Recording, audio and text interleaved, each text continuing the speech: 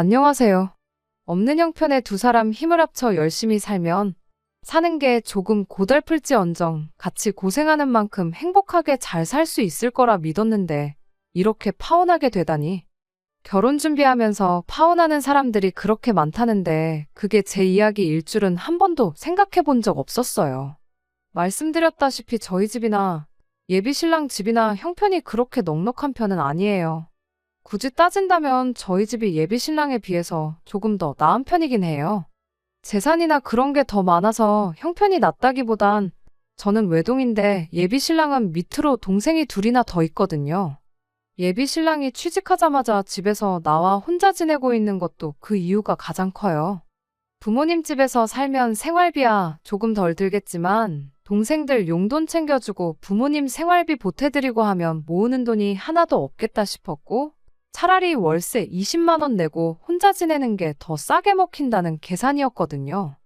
저도 직장 생활 시작하면서 그때부터 집에서 나와서 살기 시작했어요.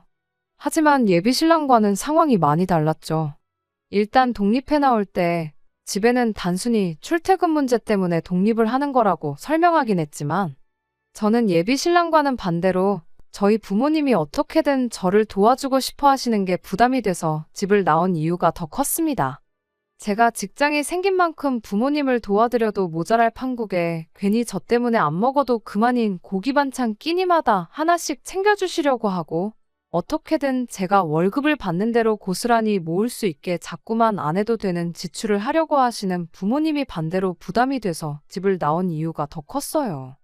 20대 중후반 많지 않은 나이로 결혼을 결심하게 된 게 서로 각자 다른 이유긴 했지만 어쨌든 집에서 나와 독립된 인생을 살고 싶었던 이유도 컸습니다. 게다가 두 사람 다 집에서 나와 살고 있는데 결혼해서 한 집으로 살림을 합치면 얼마 안 되긴 하지만 한 사람분 월세나마 줄일 수 있고 결혼 전에 돈 모아서 결혼하나 결혼하고 나서 돈을 모으나 그게 그거라는 생각도 들었거든요. 결혼하고 나서 돈을 모은다면 가정이 생긴 만큼 저희들도 더 아껴 쓰게 될 테고 양가 집에서도 결혼해서 살림 꾸리고 있는 자식들에게 경제적인 지원을 쉽게 기대하지 못할 테니까. 여러모로 결혼을 하루라도 일찍 하는 게 낫다는 판단이었습니다. 조금 이기적으로 보일지는 몰라도 일단 우리가 당장 돈 얼마 들이면서 생색내는 것보다 한 살이라도 어린 나이에 바짝 고생해서 하루라도 빨리 안정된 가정을 꾸리는 것이 당장 양가 집에 돈 얼마씩 도와주는 것보다 순서가 먼저다라고 생각을 했기 때문이에요. 그렇다 보니 결혼할 때 부모님 도움은 기대도 안 하고 있었습니다. 둘이 있는 돈 없는 돈 끌어모아 월세에 새들어 살지언정 부모님 도움 없이 두 사람 힘만으로 한번 잘 살아보자고 결혼을 준비하고 있었죠. 결혼을 이른 나이에 하기로 한 만큼 저희 주머니 사정이 넉넉한 편은 아니었습니다. 제가 모아놓은 돈이 2천에 일할 때 필요해서 구매한 중고차 한 대가 전부였어요. 예비 신랑은 현금으로만 3천을 가지고 있었고요. 그래도 이쪽 지역이 10평대 오래된 아파트를 전세로 잘 구하면 1억 정도면 들어갈 수 있는 그런 지역이다 보니 둘이서 합쳐 5천이 그렇게 쪼들린다는 느낌은 없었습니다. 대출 5천 받아서 이자 내는 거나 한 사람분 월세 내는 거나 거기서 거기니까 그렇게 월세 낸다는 심정으로 차곡차곡 돈을 모아서 조금씩 집을 넓혀나가면 된다고 생각했어요. 우리 부모님 세대가 그랬던 것처럼 한번 맨 땅에 헤딩 한번 해볼 생각이었습니다. 꿈도 그렇게 큰 편도 아니었어요. 월급 모아서 살 수 있는 집이 요즘 세상에 한계가 있잖아요. 그냥 나중에 아이 둘 낳고 내 가족이서 부족함 없이 살만한 그런 적당한 아파트 구하고 나면 그때부터는 돈 욕심 그만 부리고 그때부터 우리 두 사람 인생도 즐기고 아이들 키우면서 화목한 가정도 이루며 동시에 가족들도 챙기고 그럴 생각이었습니다. 결혼 날짜를 비수기로 잡으면 또 생각보다 많이 아낄 수 있었다 보니 결혼식 날짜 잡는 것도 서두를 게 없었죠. 그렇게 어떻게든 결혼 비용도 한 푼이나마 더 아낄 생각하면서 이리저리 백방으로 알아보면서 한참 결혼 준비를 하고 있었어요. 그렇게 한참 결혼 준비하면서 열심히 인생을 살아가던 중 어느 날 예비 시어머니하고 한번 같이 식사 자리를 갖게 된 적이 있었습니다.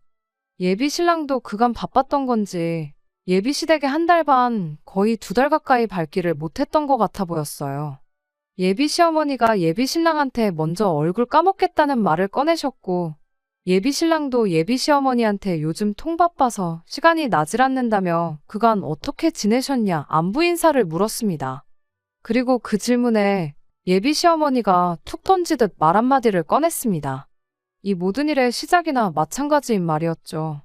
니들 결혼한다고 요즘 집 알아보러 다니느라 아주 피곤해 죽겠다고 그런 말을 꺼내왔으니까요. 생각도 못한 말에 저희 둘 다 깜짝 놀랐죠. 집안 형편 힘들다고 땡전 한 푼 받을 생각도 없었는데 난데없이 집을 알아보고 계신다니까 말이에요.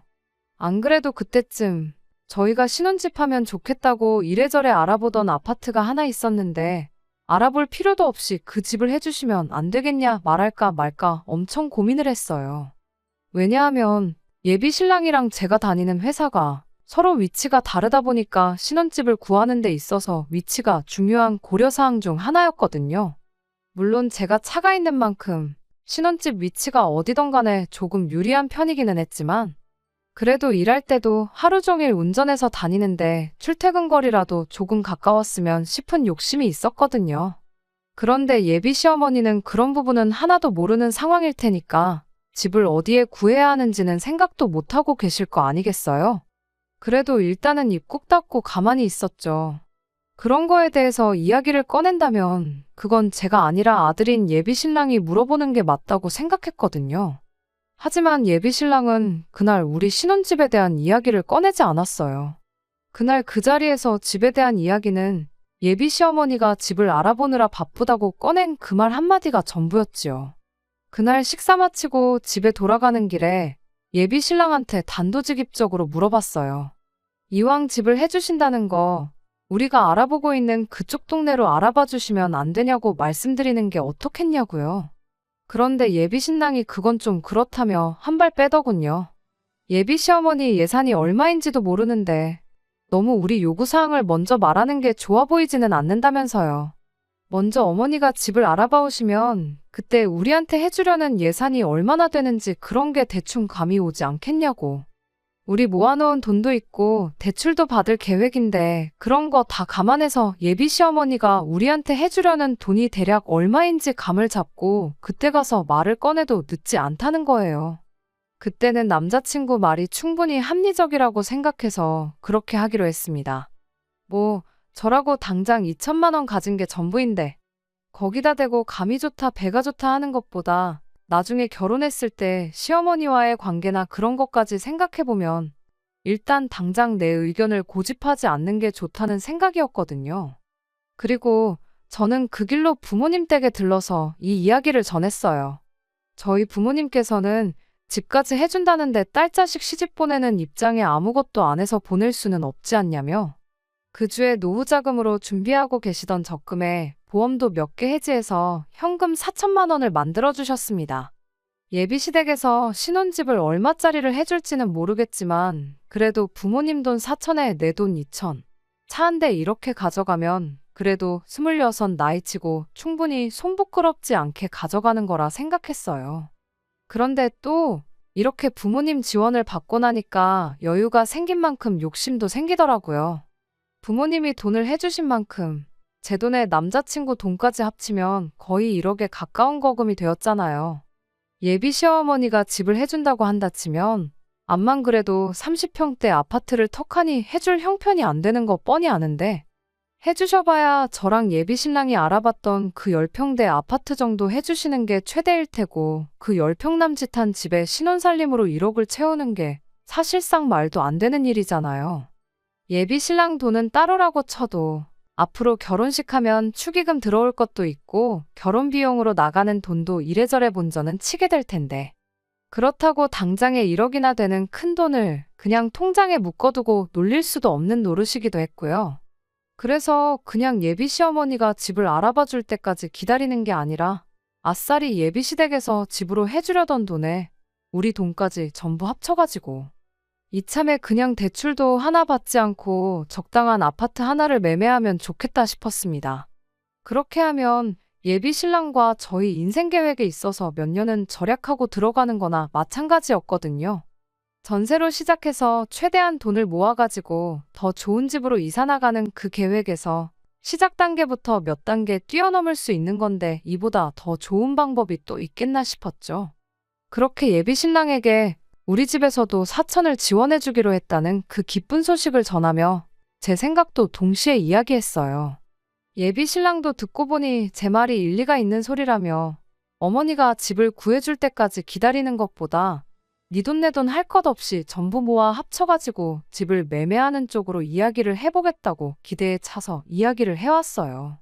그런데 한국말은 끝까지 들어봐야 안다는 말이 그 말이 뭔지 딱 알겠더라고요. 예비 시어머니가 꺼냈던 니들 결혼한다고 집을 알아보고 있다던 그 말이 전후 사정 생각 안 하고 맨 처음에 나온 니들 결혼이라는 그 말 한마디 때문에 저희가 착각을 했던 겁니다. 저희 결혼 때문에 집을 구하는 건 맞았지만 저희 살 집을 구해준다는 게 아니고 당신들 이사 나갈 집을 알아보고 있었던 거예요. 예비 신랑 밑으로 동생들이 지내기 좀 더 편한 곳으로 말이죠. 저희 결혼하는 건 결혼하는 거고 이사는 이사대로 따로였던 겁니다. 사실 그걸 가지고 누구 탓을 할 수는 없었어요. 우리가 김치국을 마셔도 한참 잘못 마신 거였으니까요. 하지만 저희 부모님은 그것 때문에 들고 있던 보험도 잘 모으고 있던 적금까지 깼는데 그거 생각하면 정말 저희 부모님 볼 면목이 없더군요. 집에 가서 부모님께 어떻게 말을 꺼내야 하는지도 정말 고민이었어요. 거의 2주 가까이 그 충격에 결혼 준비도 뒷전으로 미루고 걸려오는 부모님 전화도 피하고 혼자서 쓸데없는 고민하는데 시간을 허비했습니다. 그런데 막상 부모님께 이 이야기를 전하니 사정이 그런데 충분히 그럴 수도 있는 거 아니겠냐며 오히려 그냥 무심코 던진 말에 그런 착각을 할 만큼 결혼하는데 아무 도움도 못 해준 게 미안하다며 저한테 되려 사과를 하시더라고요. 그러면서 그 돈은 이미 그렇게 된 거 그냥 저 결혼하는데 보태주는 돈으로 할 테니 요긴하게 쓰라고까지 하셨죠. 정말 죄송스럽고 감사한 마음에 눈물이 다 날 지경이었습니다. 아무튼 그렇게 계획 하나가 잘못 들이킨 김칫국 한 사발 때문에 완전히 헝클어지긴 했지만 저희 부모님의 배려로 결혼 자금은 거의 2배 가까이 늘어나게 된 상황이었습니다. 원래도 제가 이천에 중고차 한 대 대충 1,000만 원 잡고 예비 신랑 돈 3천만 원 이렇게 해서 각자 3천씩 반반 결혼을 하는 거라고 생각하고 있었는데 이렇게 된 거 예비 신랑도 예비 시부모님께 어떻게 상황을 잘 설명해서 조금이나마 지원을 받아왔으면 좋겠다 싶었죠. 그렇게 되면 반반 결혼 맞춰서 하는 거니 어디서 말 나올 것도 없고 그렇게 하는 게 공평한 거니까 말이에요. 그렇게 되면 둘이 각각 7천씩 1억 4천 정도를 해오는 게 되는 거니까. 애초에 계획했던 것처럼 대출금 껴서 신혼집을 전세가 아니라 매매로 들어가면 좋겠다는 생각이었습니다. 그것만 해도 당초 저희 계획에서 한 계단 뛰어넘어 시작하는 거나 마찬가지였으니 말이죠. 당장 신혼살림이야 혼자 살면서 쓰던 거 가져와서 쓰다가 여유 생길 때마다 하나씩 바꿔나가면 그만인 거고 결혼 비용은 축의금 들어오는 걸로 본전은 뽑을 수 있다고들 하니 그렇게 하는 것만큼 또 좋은 방법이 없겠다 싶었거든요. 그런데 제가 결혼이라는 걸 너무 쉽게 생각했었나 봅니다. 정말 100번 양보해서 예비 신랑이 집에서 그 어떤 지원을 못 받아온다고 해도 저는 아무 상관없었어요. 집에서 지원금 받아와서 반반 결혼하자고 한 것도 순전히 저 혼자만의 생각이었으니까요. 애초에 집에서 아무 지원을 받지 않고 결혼하기로 한 건데 이제 와서 집에 가서 4천만 원 받아오라고 한다면 예비 신랑 입장에서는 충분히 난감할 수도 있다는 생각이었습니다. 그러니 사실 아무 지원을 못 받아온다고 해도 그걸 가지고 예비 신랑을 원망하거나 탓할 생각이 전혀 없었어요. 그냥 4천만 원 더 대출받아서 이자 조금 더 내면 되는 일이라는 생각까지 가지고 있었죠.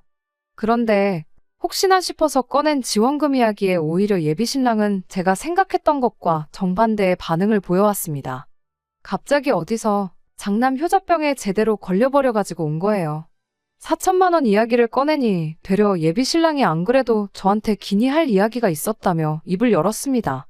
집에서 지원을 받아오는 게 아니라 자기가 결혼 자금으로 모아놓은 3천만 원을 자기 가족들한테 주고 싶다는 거예요. 그게 무슨 소리냐 했더니 자기가 너무 돈 생각만 해서 여지껏 가족들을 너무 모른 척 했던 것 같다는 겁니다. 이제 와서 부모님이 왜 이사를 가시는 건가 생각해봤다는 거예요. 자기가 집을 나가 산 지도 어언 3년 차가 되어 가는데 동생들 편하게 해주려고 이사를 가는 거면 갔어도 진작에 갔으면 됐었다는 거죠. 그래서 그 이유를 예비 시어머니한테 여쭈어봤는데 어머님 대답이 이랬답니다. 혹시나 예비 신랑이 혼자서 사는 게 너무 고달프고 힘들면 집에 돌아오고 싶어 하지 않을까봐 이사를 못했다는 거예요. 예비 시댁이 예비 신랑이 다니는 회사랑 거리가 그나마 가까운 편이거든요. 말인즉슨 동생들 공부 때문에 이사를 하게 된다면 동시에 예비 신랑 내 회사랑 거리가 크게 멀어진다는 거죠. 그럼 예비 신랑이 혼자 지내는 게 힘들어서 집에 돌아오기로 결심했을 때 회사까지 거리가 멀어진 만큼 몸이 고생을 한다는 소리인 거고요. 그런데 이번에 결혼을 하기로 한 만큼 더 이상 남자친구가 돌아올 집이 필요가 없어진 거나 마찬가지니 그제서야 어머님이 다른 두 자식들 지내기 편한 곳으로 이사를 나갈 결심을 하셨다는 겁니다. 자기는 그간 가족들한테 돈 얼마씩 쓰게 될 게 싫어서 집을 뛰쳐나온 건데 정작 내 가족들은 자기 때문에 불편하고 힘든 거 감수하고 버티고 있었던 거 아니겠냐고. 한동안 그거 생각하니 밥도 잘 안 넘어가고 그랬다더라고요. 그러다 제가 부모님께 예비 시어머니가 알아보고 있다던 집이 우리 신혼집이 아니라 새로 이사갈 집이라던 말을 어떻게 꺼내야 하나 고민하던 그 사이에 예비 신랑은 어머님을 따라서 가족들과 새로 이사가기로 했다는 집을 따라다녀왔다는 겁니다. 위치적으로 보나 뭘로 보나 먼저 살던 집보다 좋았는데 딱 하나 마음에 걸리는 게 있었다는 거예요. 그 집에 먼저 살던 사람이 아파트가 지어졌을 때부터 여지껏 쭉 그 집에서 살았답니다. 어르신분이라 집이 썩어가는데도 아랑곳하지 않고 집 한 번 안 고치고 쭉 말이에요. 그래서 집골이 아주 말이 아니었다는 겁니다. 벽지 여기저기 가구가 놓여있던 자리 뒤쪽으로 곰팡이가 쓸어있고 샤시도 녹이 슬어서 썩어있다고 해도 무방할 정도로 말이에요. 그래서 생각한 게 얼마 못 모아놓은 자기 돈이나마 가족들한테 전부 주고 싶다는 겁니다. 그 돈으로 집 고쳐서 살라고 말이에요.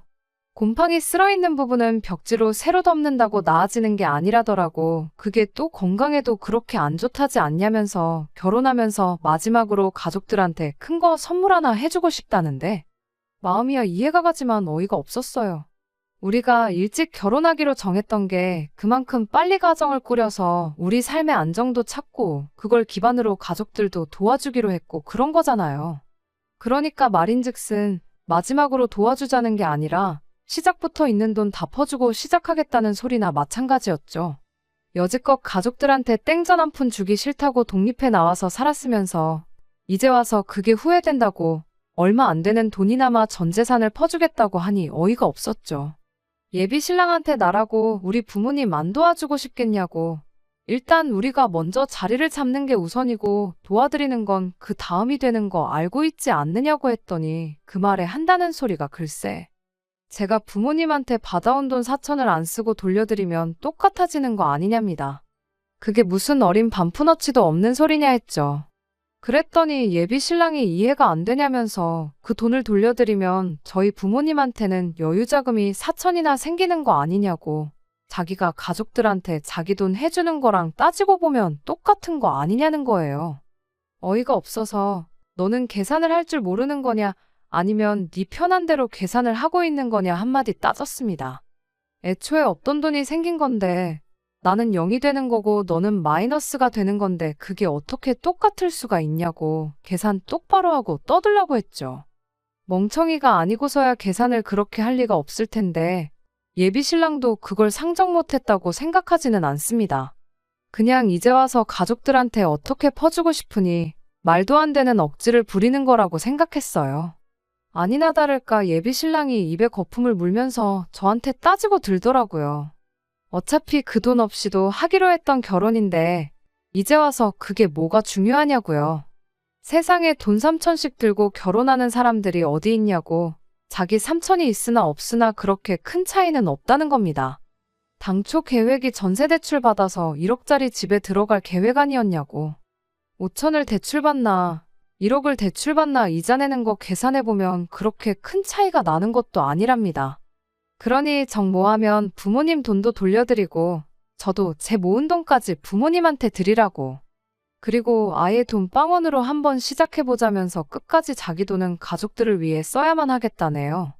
이날이 때껏 가족들한테 땡전 한 푼 해주는 게 아깝다고, 혼자 지내는 월세에 생활비까지 부담해가며 혼자 쓰고 싶은 대로 펑펑 쓸 때는 언제고, 이제 와서 갑자기 장남 효자병이 걸려서 가족들한테 퍼주지 못해 안달이냐고. 그렇게 가족들 생각에 눈물이 앞을 가리면 그냥 맨몸으로 결혼하는 게 아니고 지금부터라도 가족들 뒷바라지 하면서 살라고 결혼도 없었던 일로 하자고 한마디 해줬습니다.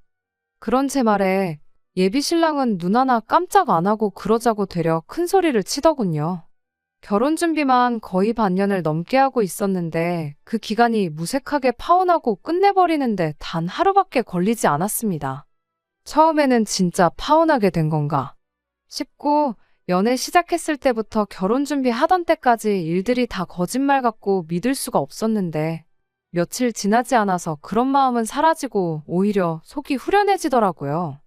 시작부터 이 모양인데 앞으로 봐야 할 더러운 꼴 생각해보면 차라리 이렇게 된 게 나중 가서 같은 이유로 이혼하는 것보다 100번 나은 게 아닌가 싶었거든요. 그런데 그렇게 일주일 지나서 예비 신랑이 저희 집까지 찾아와 저한테 싹싹 빌기 시작했어요. 집단에는 연애하면서 몇 번 말다툼 했던 거랑 똑같은 거라 생각했나 봐요. 그런데 며칠이 지나도 제가 연락도 다 무시하고 그러고 있으니 사태의 심각성을 그제서야 깨달았는가 보더라고요. 그날 사과를 했어도 모자랄 판에 이젠 파혼으로 협박까지 하려는 사람인 걸 알았는데 이런 사람과 결혼할 이유가 하나도 없다 싶었어요.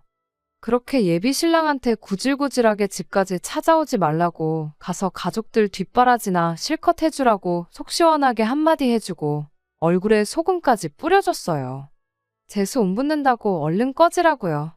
26 나이로 부모님 신세지기 싫다고, 걱정 끼쳐드리기 싫다고 뭐 하나 가진 거 없는 상태에서 결혼하려고 했던 게 참 후회가 됩니다. 오히려 그것 때문에 부모님이 제 걱정만 실컷 하게 만든 격이니 말이에요.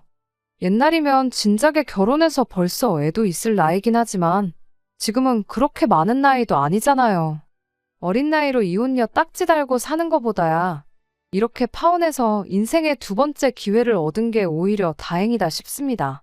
늦은 나이도 아닌데 천천히 제 능력 쌓아가고 좀 더 준비해서 그 인간보다 좀 더 제대로 된 동반자를 찾으려고요. 예비 신랑은 끝내 자존심 지키려고 했던 건지 여태 모은 돈으로 끝내 가족들 새로 이사간 집 리모델링을 해줬는가 보더라고요. 아들이 파혼까지 해가며 고쳐준 집인데 아무쪼록 가족들이 알콩달콩 그 집에서 행복하게 지냈으면 좋겠습니다. 끝까지 들어주셔서 감사합니다. 오늘의 사연은 여기까지입니다. 구독과 좋아요, 알람 설정 부탁드리고 더 좋은 사연으로 다시 찾아뵙겠습니다. 감사합니다.